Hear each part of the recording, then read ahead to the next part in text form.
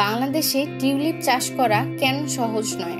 আসলে টিউলিপের চাষের জন্য নির্দিষ্ট ধরনের আবহাওয়া এবং মাটির প্রয়োজন হয়, যা বাংলাদেশে সহজলভ্য নয়।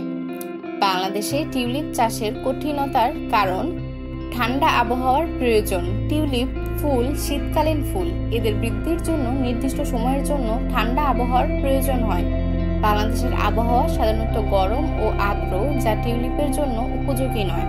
মাটির ধরন, টিউলিপ চাষের জন্য ভালো নিষ্কাশন ব্যবস্থাযুক্ত বেলে দোআঁশ মাটির প্রয়োজন হয়। বাংলাদেশের অনেক অঞ্চলেই মাটি ভারী এবং পানি ধরে রাখে, যা টিউলিপের জন্য উপযোগী নয়। দিনের তাপমাত্রা, টিউলিপের স্বাভাবিক বৃদ্ধির জন্য দিনের তাপমাত্রা 20 থেকে 26 ডিগ্রি সেলসিয়াস এবং রাতের তাপমাত্রা 5 থেকে 12 ডিগ্রি সেলসিয়াস থাকা প্রয়োজন।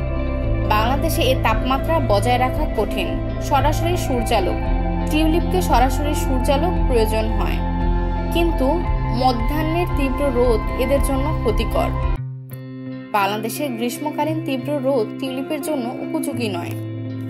বাংলাদেশে টিউলিপ চাষের সম্ভাবনা, যদিও বাংলাদেশের আবহাওয়া টিউলিপ চাষের জন্য খুব উপযোগী নয়, তবুও বিজ্ঞানীরা বাংলাদেশের জলবায়ুর সাথে মানানসই টিউলিপ জাত উন্নয়নের চেষ্টা করছেন। এছাড়াও গ্রিন হাউস বা পলি হাউস ব্যবহার করে নিয়ন্ত্রিত পরিবেশে টিউলিপ চাষ করা সম্ভব।